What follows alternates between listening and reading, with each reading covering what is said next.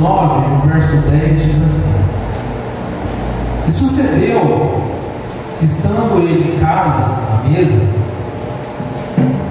muitos publicanos e pecadores vieram e tomaram lugares com Jesus e seus discípulos. Ora, vendo isto, os fariseus perguntavam aos discípulos: Por que come o vosso mestre com os publicanos e os pecadores? Mas Jesus, ouvindo, disse: Os sãos não precisam de médico, e sim os doentes. Ide, porém, e aprendei o que significa misericórdia quero e não holocaustos. Pois não vim chamar os justos e sim os pecadores ao arrependimento. Amém. Essa palavra do Senhor, do próprio Jesus Cristo, acerca de se deparar com uma classe religiosa, uma classe bem conhecida, que ela vem desde o Antigo Testamento, onde o próprio Deus, através dos profetas, de onde nós vimos nos últimos cultos, que o próprio Deus, ele repreende essa classe que ela está disposta a fazer o holocausto, ela está disposta a cumprir os ritos religiosos judaicos, ela está disposta a matar um cordeirinho, mas ela não está disposta a se inclinar a ter um coração misericordioso de Jesus. Agora, o próprio Jesus vem em terra, corpo e alma, e ele afronta essa mesma classe, essa classe que ela é descendente até hoje de um grupo, de uma classe cristã, ainda religiosa, que toma banho, se troca, vai para a igreja, canta, afina, lava, limpa, participa, dizima, serve, mas contudo com o coração religioso e não com o coração misericordioso. Por isso o tema ainda dessa noite é misericórdia do desconforto. Nós partimos para o terceiro domingo, Pai, falando sobre esse tema, porque é um dos temas mais principais da Bíblia, acerca de nós entendermos o porquê nós estamos aqui. É um coração religioso, é um coração misericordioso versus um coração religioso que Jesus espera da gente. É esse tipo de orientações e esse tipo de ensino que o próprio Jesus ele vem trazendo nos seus 3 anos que ele esteve aqui na Terra. Eu acabei de dizer agora, poucos minutos atrás, se você se dedicar a ler os livros, os evangelhos, o livro de Mateus, o livro de João, o livro de Marcos, de Lucas, que trazem as falas de Jesus, e você se concentrar no que Jesus fala, você vai se deparar com vários formatos de mensagens e princípios, mas que elas estão resumindo em algo muito claro, que é você se importar com pessoas, você se esvaziar de si mesmo e você começar a inclinar, a olhar para o lado. É disso que Jesus vem falando, porque a misericórdia ela não combina com conforto. O espírito misericordioso, uma igreja misericordiosa, um cristão misericordioso não tem como combinar com conforto, porque o maior ato de misericórdia, Rosemary, foi feito na cruz, e a própria cruz ela não é um lugar de conforto. A cruz não é um lugar que você vai ficar legal, que você vai ter aceitação, é um lugar que as pessoas estão te aplaudindo. A cruz não é um lugar de um clima legal, de você estar sendo atendido com as suas demandas. A cruz é um lugar de servidão. A cruz é um lugar de morte. A cruz é você render os seus direitos, mesmo o seu direito da vida, em prol de muitos, em prol de resgate de muitos, que foi o que nós vimos nas últimas noites aqui. O que significa a cruz? Porque a glória do ser humano, ela está em Jesus. A nossa maior glória, o nosso maior bem, o nosso maior estado é estar em Jesus, porque o Jesus é a vida. Jesus é o caminho, a verdade, a vida, e o que todas as escrituras vêm dizendo, desde Gênesis a Apocalipse, é isso, que nós somos criados para a glória de Deus, e que em algum momento o homem disse não, e que não tem problema essa decisão do homem. em dizer não para Deus, em decidir ele ser o dono da vida dele, e ele falar: Deus, não importa o que você diz, mas o fato que o homem nasceu para ser de Deus, sempre foi, sempre é e sempre será. Deus não se perde nos planos dele. Por isso que Jesus, ele é o cumprimento da vida. Jesus, ele representa a oportunidade de um homem viver o seu propósito para que ele foi criado, sempre, sem problemas, sem dificuldade. É só ele olhar para Jesus, ele se render, ele acreditar que Jesus é Deus, que ele morreu, ele ressuscitou dos mortos, e se você crer nisso, e ele é o seu Senhor, e ele é o seu dono, não porque ele é um tirano, mas é porque ele te criou, e você não tem a capacidade de ser autocriado. Por isso você precisa desse dono. É questão de sobrevivência, é questão de você não saber o que é melhor para você. Por isso que você precisa de Deus. Por isso que a glória do homem é Deus. Diverso da glória do mundo. A glória do mundo, Marcos, é um pouco diferente. O que o mundo prega sobre glória é baseado num espírito de aceitação, um espírito de ter as suas necessidades atendidas. O mundo, ele prega esse tipo de vantagem, porque o próprio mundo, assim como a Bíblia diz, o mundo jaz no maligno. Esse maligno, esse espírito maligno, um espírito diabólico, que realmente ele desejou isso. Ele pensou na mente dele que a glória de Deus não era suficiente, mas ele pensou em algum momento em ele ser glorificado, e por isso ele diz: me posicionarei mais aos céus e serei semelhante ao Altíssimo. É um espírito de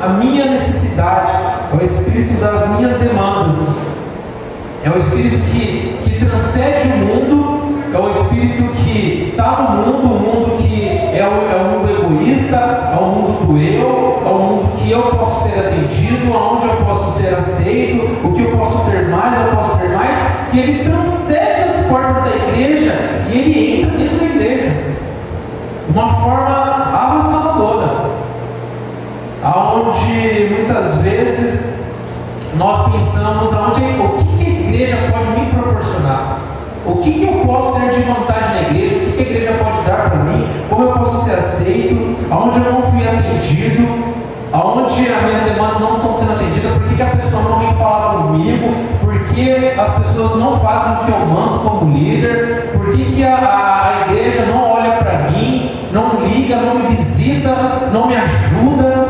Esse espírito pega, ele transcende aonde eu tenho que ser atendido, eu não olho para as pessoas e eu começo a reclamar. Eu sempre estou com o espírito de reclamação, aquele espírito de que nunca está bom dentro das igrejas, onde todos os nossos problemas, inclusive aqueles problemas no estômago, aquele problema aqui na lombar, problema no dedo, problema na cabeça, tudo já foi resolvido na cruz. E os piores ainda, os espirituais, também foi resolvido, porque Jesus foi lá enfrentar o inimigo 3 dias para você nem perceber, nem saber o que é esse tipo de confronto, estar longe de Jesus, estar longe de Deus, 3 dias no seio da terra, para que Ele possa realmente entregar a graça de você viver eternamente dele. E a gente não tem mais, muitas vezes, nesse tempo que foi profetizado, depois no fim dos tempos, o amor de quase todos esfriará, que a gente não tem mais a capacidade de ver a graça de Deus, e a gente muitas vezes cai nesse vício da reclamação. Nunca está bom, nunca está bom. Nós cristãos nunca está bom. É uma coisa viciosa. E sabe qual que é a notícia disso? Nunca vai estar mesmo. Nesse tempo não é para estar bom, porque se aqui estivesse bom, aqui seriam os próprios céus, e Deus estava prometendo algo que a sua mente é incapaz de imaginar, o seu ouvido nunca ouviu e os seus olhos nunca viram o que Deus está preparando para você.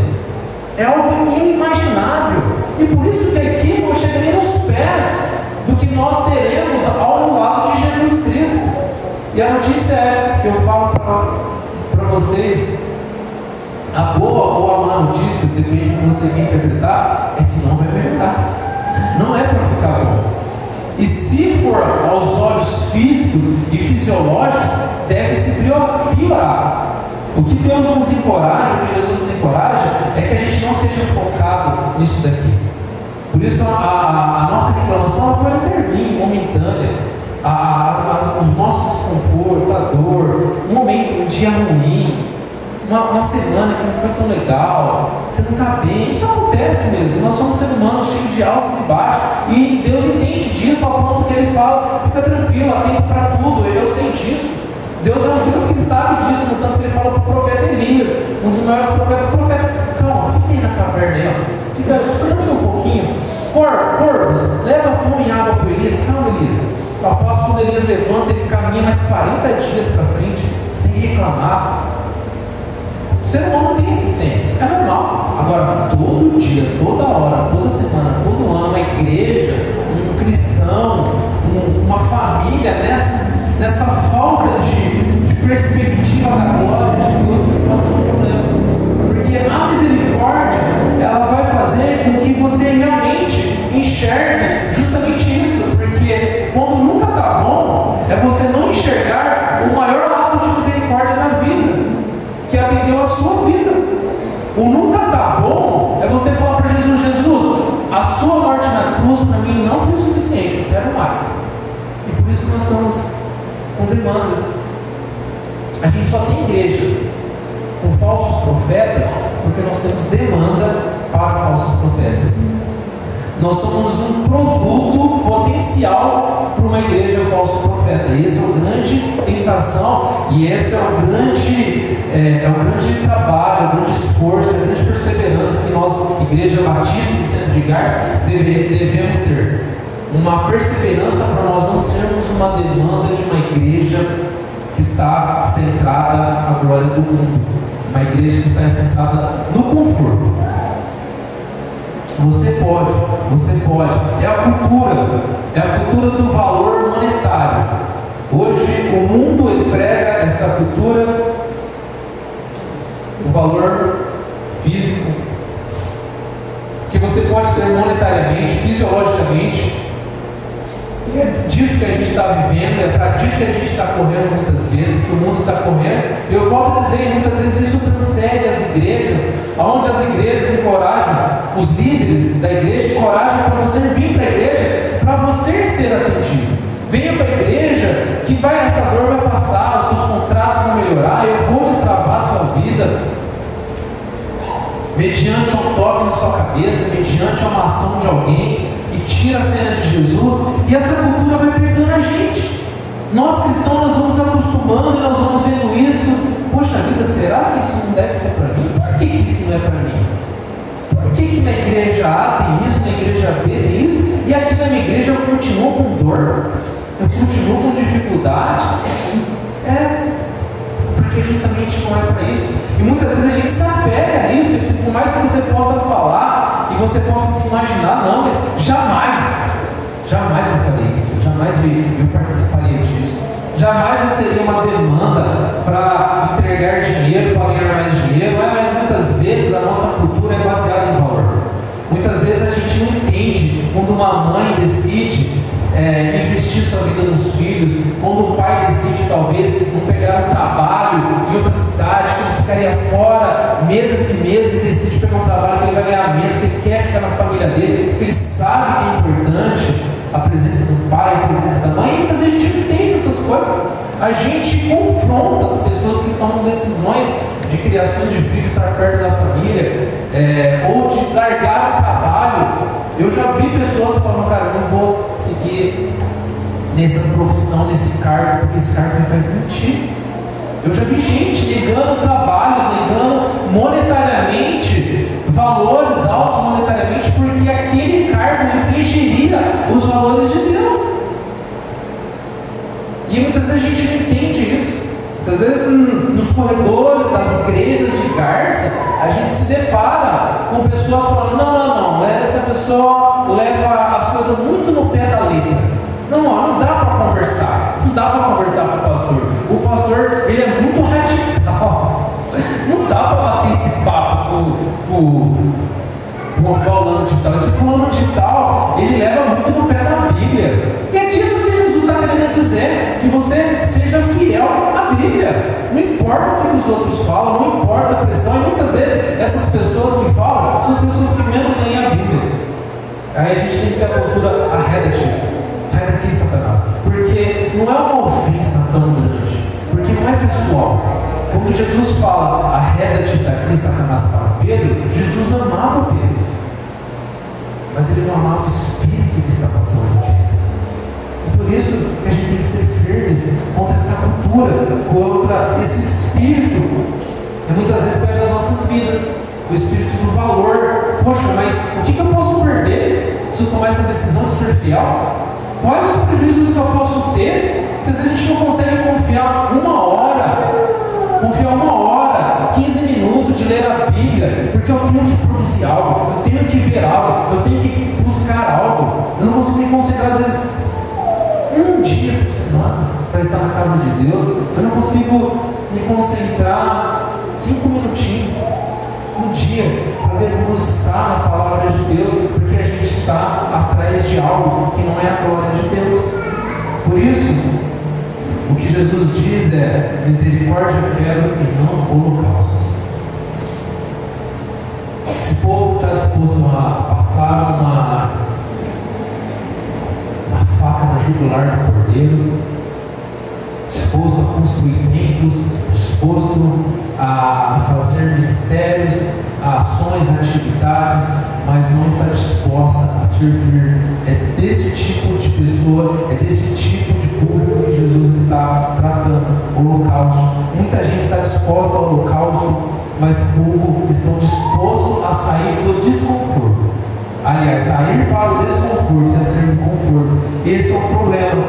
Esse é um problema que Jesus quer tratar.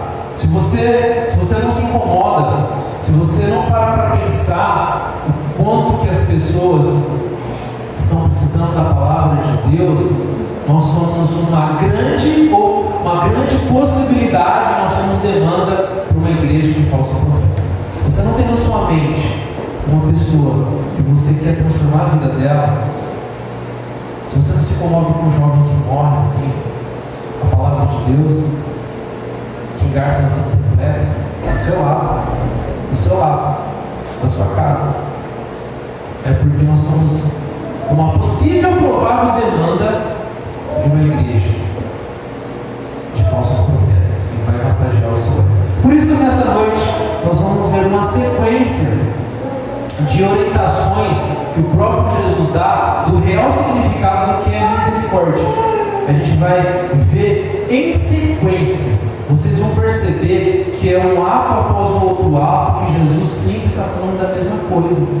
E aqui a gente já vai dar essa sequência agora. No livro de Mateus, no próprio capítulo 9, se você tem uma Bíblia, nós lemos o versículo 10, agora nós vamos ler o versículo 35. Você só vai um pouquinho para frente.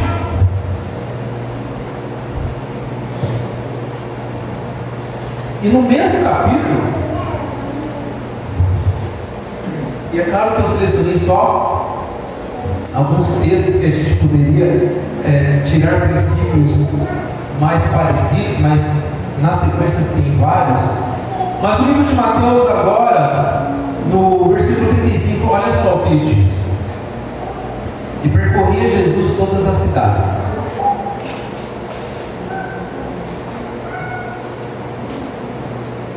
e percorria Jesus todas as cidades e povoados, ensinando nas sinagogas,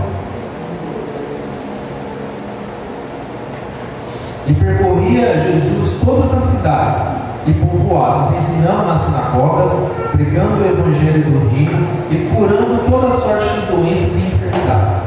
Vendo ele as multidões, compadeceu-se delas, porque estavam aflitas, exaustas como ovelhas, e não tem pastor. Então se dirigiu aos seus discípulos: a seara, na verdade, é grande, mas os trabalhadores são poucos. Rogai, pois, ao Senhor da seara que mande trabalhadores para a sua seara. E a primeira lição que o próprio Jesus nos dá, na sequência, irmão Deus, sobre esse assunto da misericórdia, do desconforto, é que a misericórdia, ela tem a ver com compadecer com pessoas.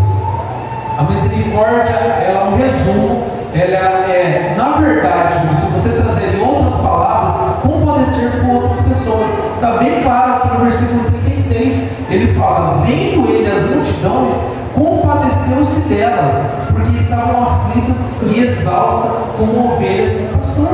E é disso que Jesus está querendo abrir os olhos dos discípulos. É disso a mensagem, os primeiros princípios que Jesus está plantando para a sua igreja, é sobre uma igreja que ela tem esse sentimento, compadecimento das pessoas, porque o próprio Jesus ele tem esse espírito. O próprio Jesus ele tem essa visão. O próprio Jesus ele é inclinado a isso, a olhar para você e se compadecer e morrer pelo Sansão, pela Gabi. Jesus, a essência dele é essa. Ele olha para a vida sem graça, uma vida desgraçada, uma vida sem a graça de Deus, sem a glória, sem a vida de um ser humano. Ele fala: eu morro por essa pessoa. Jesus ele se compadece de nós. Ele olha para o Hildner,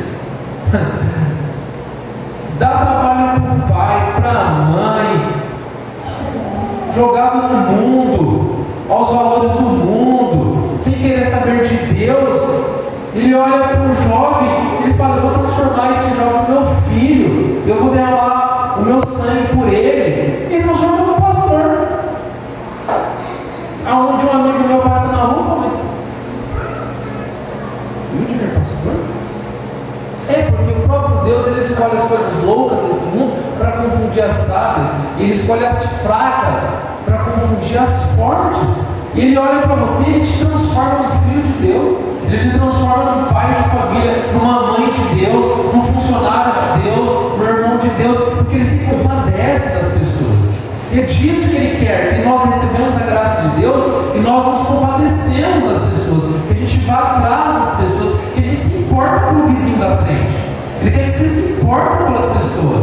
Então, às vezes, nas nossas falas, a gente traz uma raiz de ira, de amargura, nas nossas conversas, de pessoas que não conhecem o Evangelho.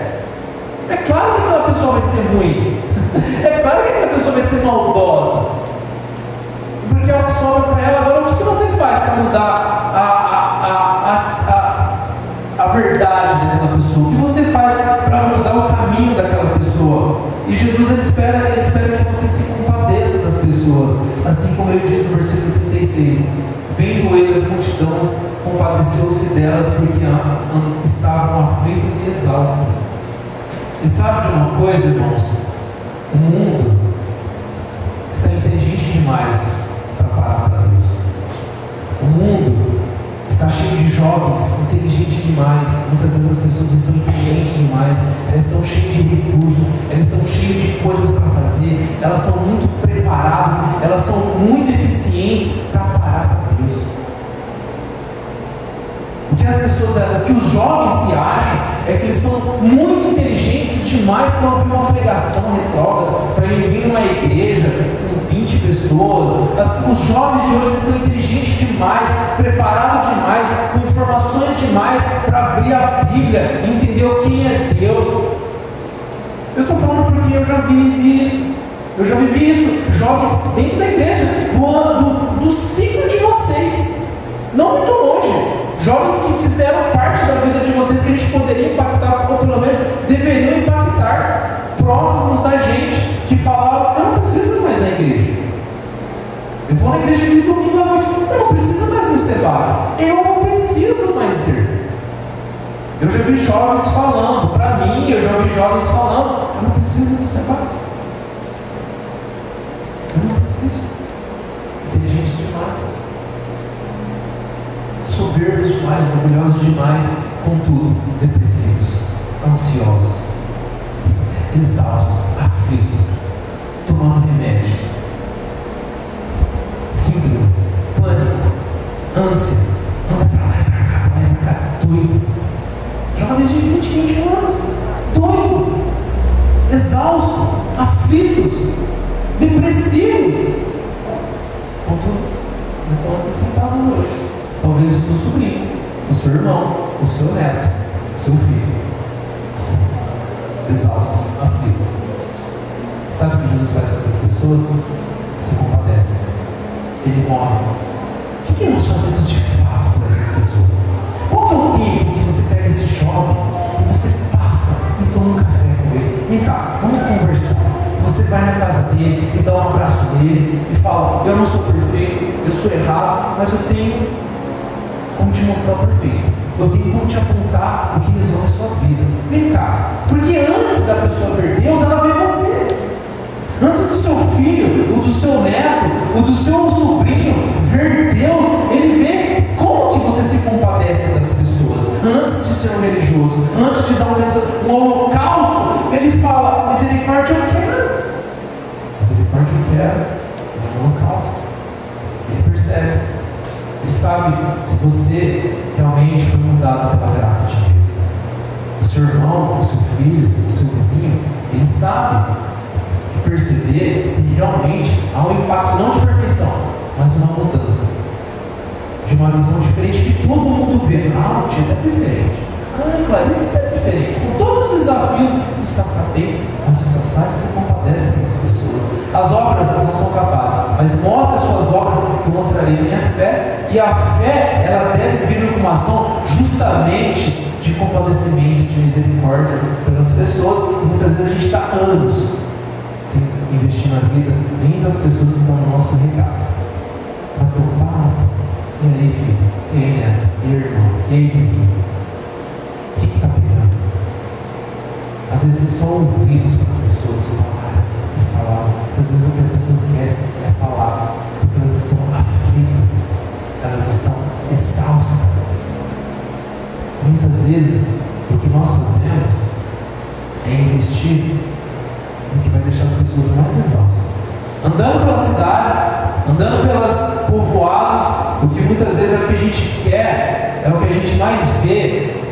Não que seja errado isso, mas só isso não resolve. São pais, são líderes, são pessoas influentes que só fazem com que as pessoas, com que as crianças e os jovens, eles devem se preparar para o mundo, se preparar para serem bons profissionais, se prepararem para produzirem recursos, atividades, como eles acumularem mais, como eles poderem ter mais, como eles puderem fazer, terem coisas para eles gastarem com seus desejos, ao passo que só isso não resolve esse tema. Nós precisamos ajudar os nossos filhos, os nossos netos, ao investimento espiritual, porque o que nós corremos risco é os nossos filhos serem belos ricos, com belas casas, uma bela BMW, contudo sem vontade de viver.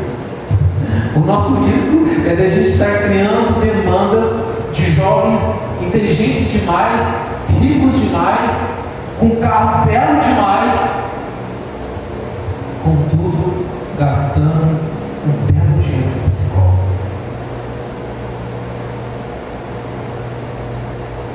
Eu te digo mais, eu nem condeno, eu nem te digo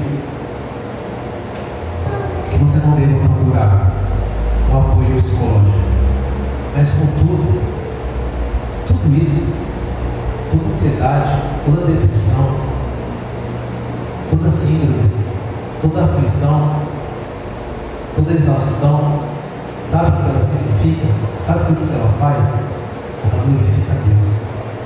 Tudo isso serve para glorificar a Deus, porque o problema do mundo é a falta de Deus. Os problemas da sua vida é a falta de Jesus. E todas as consequências da falta de Jesus, que são essas palavrinhas de ansiedade, exaustão, aflição e síndrome, elas glorificam a Deus, porque ela mostra o qual é o resultado que pode levar uma pessoa longe de Deus. E claro que pessoas perto de Deus possam passar por isso, mas o resultado final, a cura final está em Jesus Cristo. A cura final, o compadecimento verdadeiro é nós nos importarmos com pessoas. Por isso ele diz, e ele finaliza Jesus Cristo. Ele fala no versículo 37: então se dirigiu aos seus discípulos: a seara na verdade é grande, mas os trabalhadores são poucos. Rogai, pois, ao Senhor da seara que mande trabalhadores para a sua seara. Você ora constantemente por uma vida? Você orou hoje por uma vida? Você orou por uma pessoa hoje? Ontem? Todo dia? Sabe o que Jesus fala? Rogai. Ele nem fala, Márcio. Ele nem fala ora. Ele fala rogue, rogai, implore, Senhor, por favor, não esqueça da nossa oração, que o Senhor alcance meu filho, que o Senhor alcance tal pessoa e fala com essa pessoa. Por isso nós vamos todos domingo aqui, apesar de hoje nós passamos, nós temos passado alguns domingos, mas a palavra de Deus não deixa passar. Ela fala: ore ao trabalhador da seara, que vive as suas para a seara, que pessoas se tornem trigos, que pessoas se tornem frutos, e não mais o joio, e não mais o mundo. E você tem orado, você tem implorado constantemente por isso? Por que nós nos oramos então?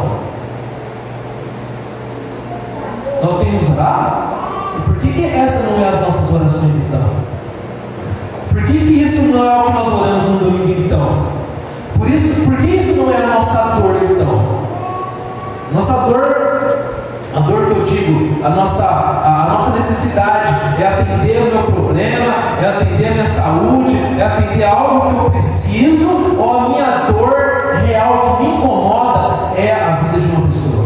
Por que as nossas orações elas não são resumidas nisso, domingo após domingo? Eu gostaria de pedir oração por tal pessoa, porque eu quero que ela pense em Jesus Cristo. Eu quero que a igreja diga: olha por tal pessoa, porque eu quero que essa pessoa pense em Jesus Cristo. Olha, eu conversei com um jovem, exausto, aflito, tem tudo na vida, mas contudo eu tenho percebido que ele tem aflito. Eu gostaria de chamar a igreja para nós orarmos junto com esse jovem. Vamos orar por ele? Olha, igreja, eu tenho um vizinho, problemas psicológicos, longe de Jesus. Eu já preguei o Evangelho, eu gostaria de colocar a vida dele nas mãos da igreja em oração, para nós possamos rogar a Jesus pela vida dele, pela vida espiritual. Porque a nossa dor não é essa. No livro de Mateus 17, ele diz assim, versículo 20: e lhes respondeu: por causa da pequenez da vossa fé, pois em verdade vos digo que se tiverdes fé como um grão de mostarda, direis: este monte, passa daqui para lá, e ele passará, nada vos será impossível. Eu sou fruto de insistência de pessoas, não importa o tipo de pessoa, não importa a mensagem. Mais de 10 anos, 12 anos, insistindo para que eu viesse para a igreja. Eu orei por pessoas que hoje conhecem a Jesus, tomaram boas decisões, que eu orei por anos, todo dia, toda noite. Qual é o seu nome da sua oração que você faz toda noite antes de dormir? Deus, eu vou dormir, mas eu quero rogar de novo esse nome para o Senhor. Toda noite, eu orei por meu pai, pela minha mãe, pela minha irmã, pelo Deus, pela Gigi, pelo Estevão, pela Gabi. E toda noite eu oro por eles, e por toda a igreja. Mas são pessoas que estão próximas a mim. Toda noite. Hoje meu irmão está aqui. Hoje eu estou aqui. Não sei, eu orei. Deus não honrou. Quem falou que você ora toda noite? Porque muitas vezes nós não acreditamos, muitas vezes nós não queremos, muitas vezes nós somos Jonas. Eu não quero que essa pessoa se arrependa. Olha como que essa pessoa é má. Você também é. Eu também sou. Ai de mim se não fosse a graça do sangue de Jesus na minha vida, a pessoa má que eu seria e que eu sou, os pensamentos más que passam pela minha cabeça. Ai de Deus, se não fosse a misericórdia de Deus. Nós devemos ter esse tipo de sentimento, compadecimento. E nós devemos levar as pessoas à liberdade. Em Gálatas capítulo 1, versículo 1, Gálatas capítulo 5, melhor dizendo, versículo 1, nós lemos essa semana na meditação, e diz assim: Gálatas capítulo 5.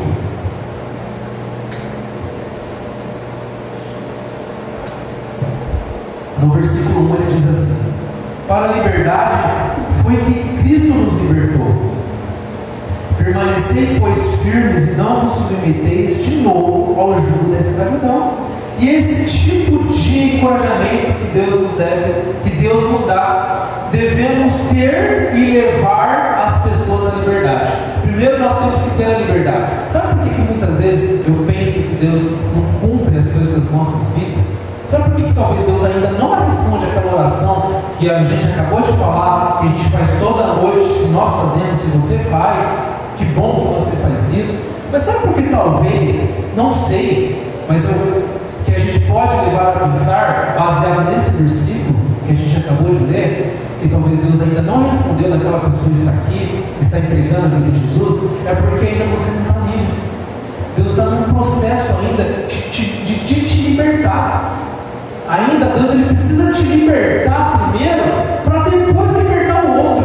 Olha só, sabe quando você fala, poxa, minha esposa é assado, meu marido é assim, esse marido não muda, olha só, não vai para a igreja, eu queria tanto que ele fosse assim, eu queria tanto que meu marido fosse assado, eu queria tanto que meu filho fosse assim, eu queria tanto que meu pastor não falasse isso, eu queria que meu pastor falasse outra coisa. Sabe quando você está assim? Porque você não está livre na graça de Deus. Você ainda não está com a esperança e a confiança que as pessoas elas possam mudar à luz da graça de Deus. Mas vocês ainda, ou nós ainda, ou eu ainda, espero que as pessoas façam o que eu quero e eu não faço o que Deus quer, que é confiar em Deus. E Deus ainda não mudou sua esposa, não mudou seu filho, não mudou ainda o seu irmão, porque você ainda não está livre. Você ainda não está totalmente confiante em Deus e entender, Deus, a vida dessa pessoa está nas suas mãos, eu oro por ela, eu rogo, ao passo que nós não estamos dispostos ainda a soltar as garras, a soltar as algemas para deixar as pessoas livres. A gente não faz nenhum esforço para soltar as algemas para que as pessoas de fato fiquem livres.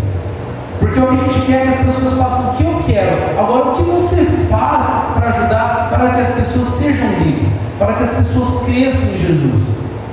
Qual é o seu comportamento na sua casa como mulher? O que Deus fala? Fica quieto, não fala nada não. O que você fala, o que você faz, e você solta as algemas das pessoas quando você obedece a Deus como homem, e você tem uma mulher pingadeira que fala, contudo você continua honrando ela, respeitando, amando e cuidando, preservando em todas as áreas, sabendo que ela é mais frágil. O próprio Jesus diz isso.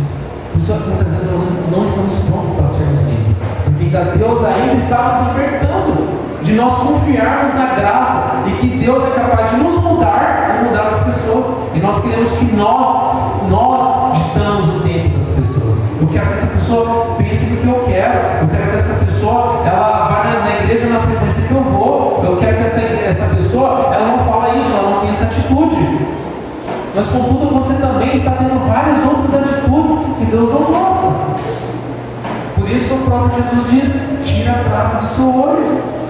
Nós somos talvez os mais religiosos. O domingo talvez é o dia mais idólatra da vida. O domingo é o dia mais idólatra, é o dia da reunião da maioria dos religiosos, um dia idólatra. Enquanto o próprio Jesus diz, misericórdia eu quero e não holocausto.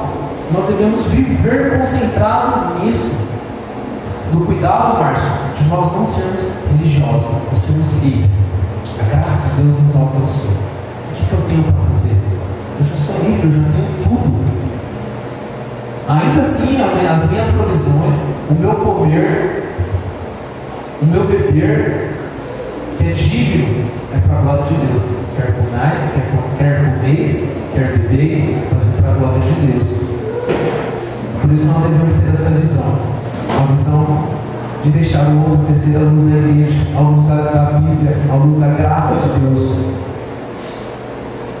E voltando ao capítulo 17 de Mateus, a próxima sequência que o próprio Jesus nos exorta, o livro de Mateus, capítulo 17,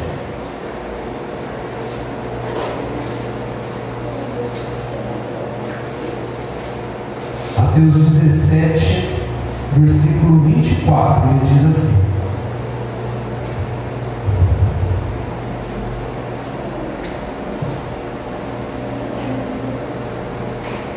tendo eles chegado a Cafarnaum, dirigiram-se a Pedro os que cobravam os impostos das suas dracmas e perguntavam: não paga o vosso mestre as suas dracmas? Sim, respondeu ele. Ao entrar Pedro em casa, Jesus se lhe antecipou, dizendo: Simão, o que te parece? De quem cobram os reis da terra impostos ou tributos? Dos seus filhos ou dos estranhos? Respondeu Pedro: dos estranhos. Jesus lhe disse: logo estão isentos dos filhos. Mas para que não escandalizemos, vai ao mar, lança o anzol, ao primeiro peixe que fisgar, tira-o, e o abrindo-lhe a boca, acharás um estábulo. Tomando-o, entrega-lhes por mim e por ti. Ou seja, a misericórdia, ela tem a ver com nós abrirmos mão do nosso direito. Aos olhos de Deus, na perspectiva de Deus, Jesus sendo Deus, ele não precisava fazer nada. Ele é Deus, ele é dono de tudo. Ele que criou Jerusalém, ele que criou os cobradores de impostos, é ele que criou todos os recursos. Aos olhos de Deus, sem comentários. Aos olhos de Jesus, um judeu, aonde cronologicamente ele é provado, o pai dele vai a Belém para registrar o menino Jesus em Belém, porque ele era descendente de Davi, de Belém, e Jesus foi para lá, ele tem um documento no bolso para tirar e falar: eu sou descendente do rei Davi, está aqui, ó, meu pai é José, e meu avô chama Jessé, está aqui, ó, meus documentos. Descendente de Davi, não preciso pagar imposto, inclusive eu sou descendente de Davi, tá bom? Ele ia sair lá até honrado, porque os judeus sabiam disso, que os descendentes de Davi não precisavam pagar imposto, a linhagem de Davi, e eles guardavam essa linhagem, e eles sabiam dessa linhagem, e até hoje eles sabem dessa linhagem. O judeu é um povo que guarda a linhagem e leva a sério isso. E ele, sabendo disso, que eram judeus, ele poderia dar a carteirada que ele queria. E os judeus sabiam que os descendentes de Davi não precisavam pagar imposto por um decreto eterno do rei Saul. Por quem matasse Davi não precisava nem o seu descendente eternamente pagar imposto na terra de Israel. Ou seja, Jesus por Deus e por Jesus, ele tinha direito para todo lado para não pagar imposto. Mas Jesus, ele deixa essa mensagem para a gente. Ele deixa essa mensagem que a misericórdia, o alto misericordioso, é nós abrirmos mão do nosso direito. Muitas vezes nós não estamos nem abrindo mão porque a gente nem tem direito. Muitas vezes a gente quer ir para a igreja, a gente quer viver um ato religioso, a gente quer viver dentro de uma classe cristã, mas nós não estamos dispostos a sermos fiéis. Nós não estamos dispostos a sermos fiéis a Deus para nós impactarmos na vida dos nossos filhos, para impactar na vida dos nossos vizinhos. Nós queremos estar dentro da igreja, contudo atendendo aos nossos maus desejos. Nós queremos estar dentro da igreja, contudo pecando. Nós queremos estar dentro da igreja, contudo pervertendo a palavra de Deus, adulterando. Por isso, cada vez mais, nós, eu digo a classe cristã da nossa região, talvez até muito próximo de você, ela está cada vez mais adepta e cada vez menos cobrando falsos profetas, pastores perversos, pastores adultos, porque a própria classe demanda de atos assim.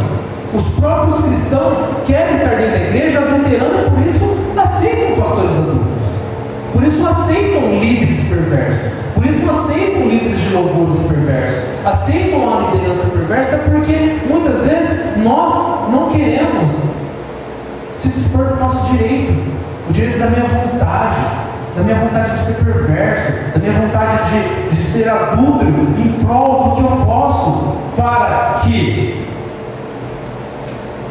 não se escandalizemos. Para que não se escandalizemos.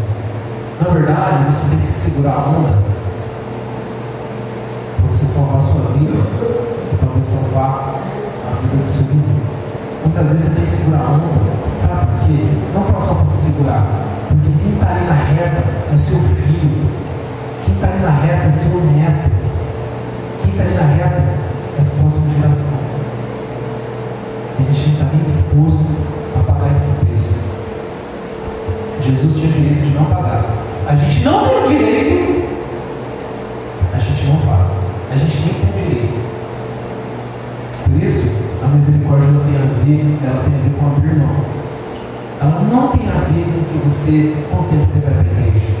Ela não tem a ver se você vai lá, você está no ministério de crianças, você está no ministério de louvor, você está anos dentro da igreja, servindo mais, servindo para os seus desejos.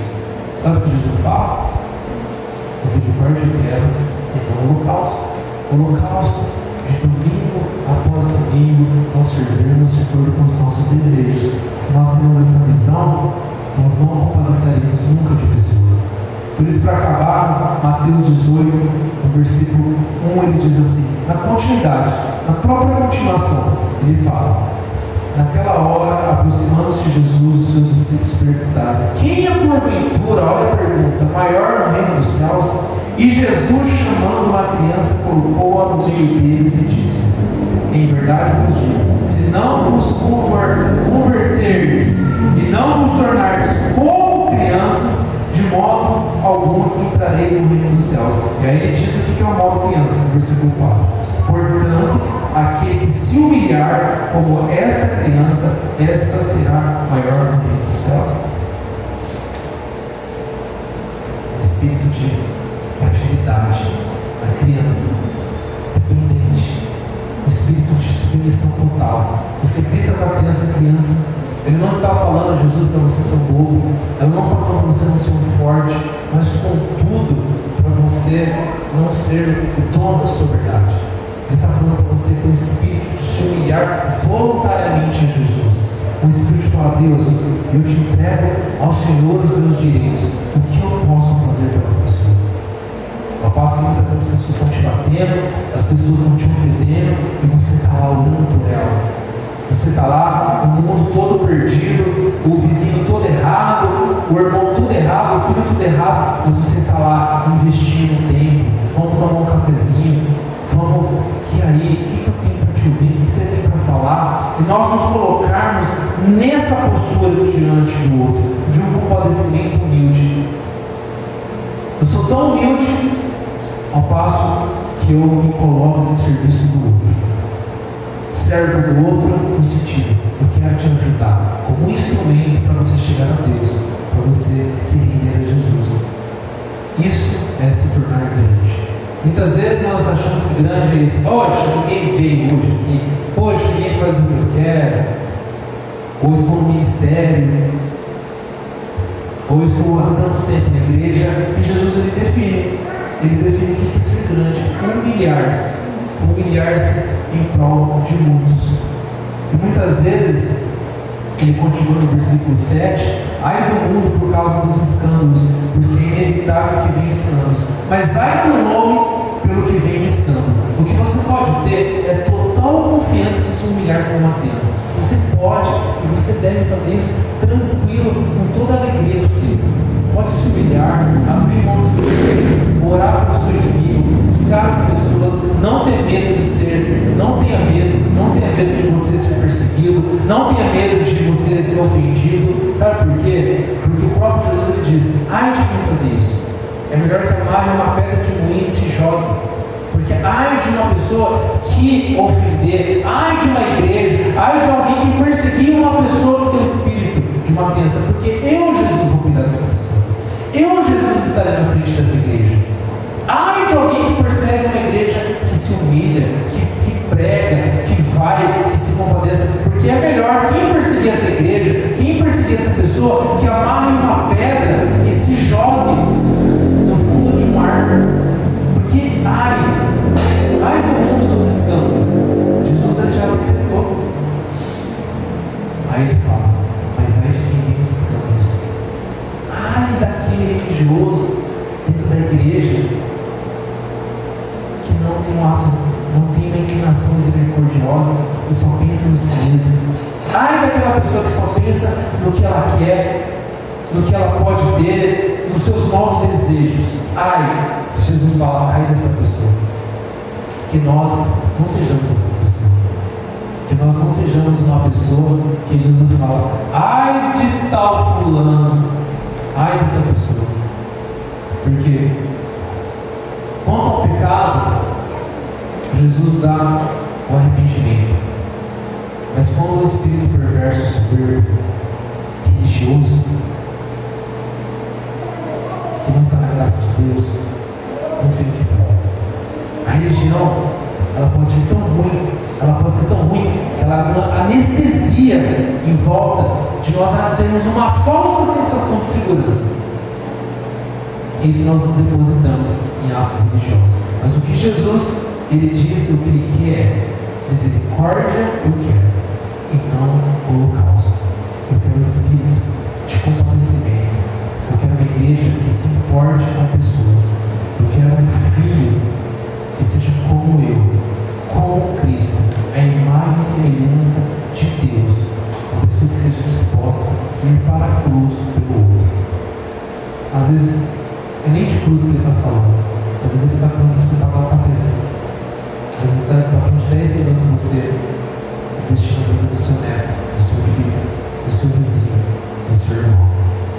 Que nós possamos ser assim, para a graça e glória de Deus e para o nosso bem também, porque nós estaremos fazendo o nosso propósito. Amém? Amém.